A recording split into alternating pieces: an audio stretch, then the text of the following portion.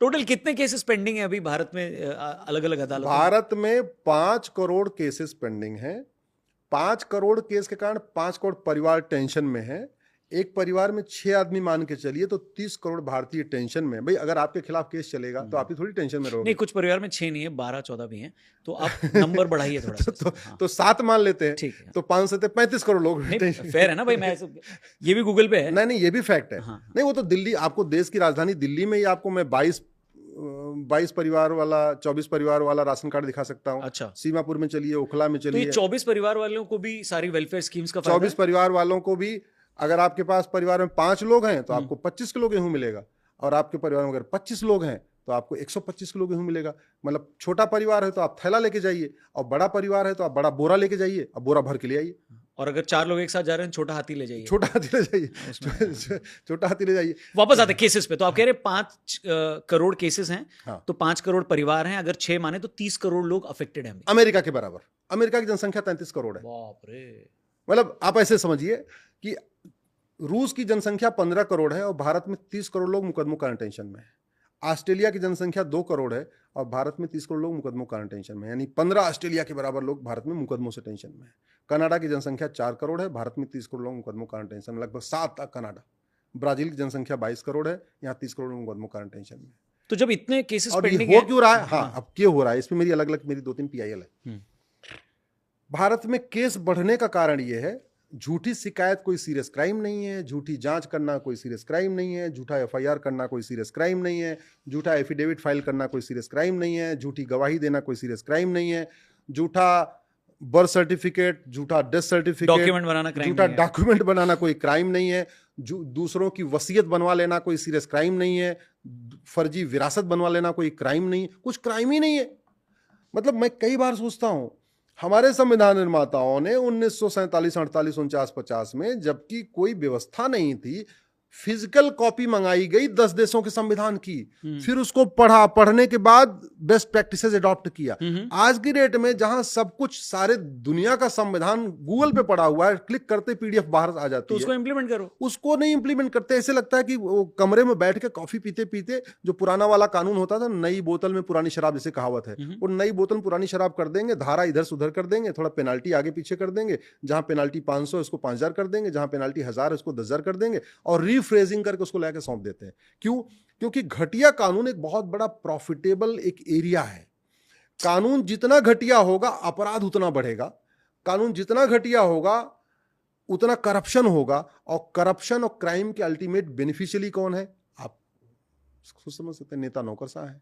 जितनी अराजकता फैलेगी, जितना क्राइम होगा, उतने तो लोग नेताओं के पास जाएंगे, भैया देखो हमको न्याय नहीं मिल रहा, हमारा FIR नहीं दर्ज हो रहा, हमारी ये हो गया, हमारा वो हो गया। बोले अच्छा ठीक है, माला पहनाओ, तुम्हारा हम काम कर रहे हैं। ये अपने आप में इज्जत लेने का, सम्मान लेने का बढ़िया तरीका है। जितना घटिया काम होगा, तो पुलिस के पास ये अपॉर्चुनिटी रहेगी, ये वाला धारा लगा दे, ये वाला धारा लगा दे, ये वाले धारे में 10 लाख रुपए रेट, ये वाला धारा में 5 लाख रेट, और अगर एक भी पैसा नहीं दिया फिर तीसरी वाली ये धारा लगा दूंगा। अभी एक पकड़ा गया इंस्पेक्टर गुजरात में, उसने बोला कि भाई देखो, लफ्ज़ जिहाद तुम्हारे ऊपर बन रहा है, 2 लाख रुपए दे दोगे तो लफ्ज़ जिहाद वाली धारा नहीं लगाएंगे।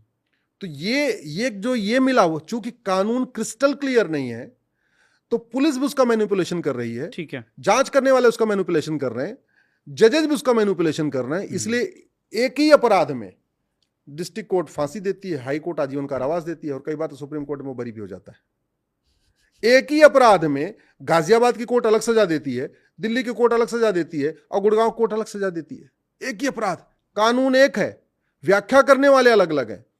उसका बड़ा कारण है, एक तो हमने जजेस के लिए ऑल इंडिया लेवल पे कोई एग्जाम शुरू नहीं किया, जैसे IAS का एग्जाम होता है। हमने इंजीनियर बनाने के लिए JEE शुरू कर दिया, JEE एग्जाम होता है। डॉक्टर बनाने के लिए हमने नीट शुरू कर दिया, सेना के लिए हमने NDA शुरू कर दिया, लॉ के लिए हमने क्लैट शुरू कर दिया, ऑल इंडिया लेवल पे बैंक का एग्जाम हो रहा है, ऑल इंडिया लेवल पे रेलवे का एग्जाम हो रहा है, UPSC सब कुछ हो रहा है।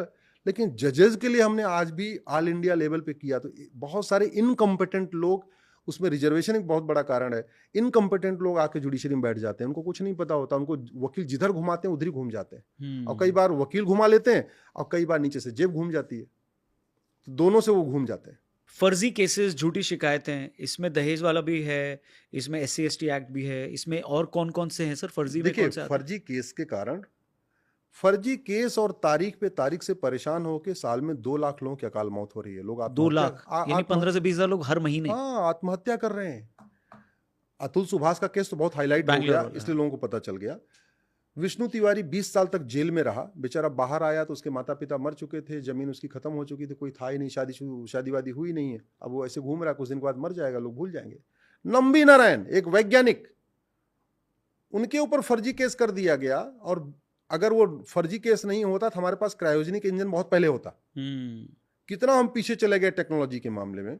जिन्होंने नंबी नारायण को फर्जी केस में फंसाया, एक वैज्ञानिक को, ना उसकी प्रॉपर्टी जब्त हुई, ना उसको 10-20 साल सजा हुई, कुछ हुआ ही नहीं। ऐसे ही फर्जी और इन्होंने तो कोर्ट का भी टाइम वेस्ट किया ना, इतने रिसोर्सेज खराब किए। रिसोर्सेज खराब किए। फर्जी SC एसटी केस का कैसे दुरुपयोग हो रहा है। मकान मालिक बोल रहा है 1 साल हो गया जी, किराया बढ़ा दो, फर्जी SC एसटी केस। बोले जी अब घर खाली करो, फर्जी बलात्कार के केस। उत्तर प्रदेश के फतेहपुर में श्रीवास्तव परिवार था, पैसे का कुछ चल रहा था, और उसके ऊपर फर्जी SC एसटी केस लगा दिया। श्रीवास्तव परिवार के 3 लोगों ने आत्महत्या कर लिया। हरियाणा के रेवाड़ी में यादव परिवार, जमीन का मामला चल रहा था, फर्जी SC एसटी केस लगा दिया और आत्महत्या कर लिया। और अभी तो एक लेटेस्ट आपको बता रहा हूं जी, इस 3 दिन पुरानी घटना, उत्तर प्रदेश के इटावा में एक पत्रकार ने कुछ सवाल पूछा नेताजी से, सांसद जी से। उनको नहीं अच्छा लगा कि सवाल क्यों पूछ रहा है। उन्होंने SC एसटी लगा, वो SC एसटी समुदाय के थे, उन्होंने पत्रकार के खिलाफ ही, असित यादव नाम है उस पत्रकार का, उसके खिलाफ SC एसटी का मुकदमा करा दिया। सांसद ने एक पत्रकार खिलाफ सवाल पूछने पे मुकदमा करा दिया। ये चल रहा है भारत में।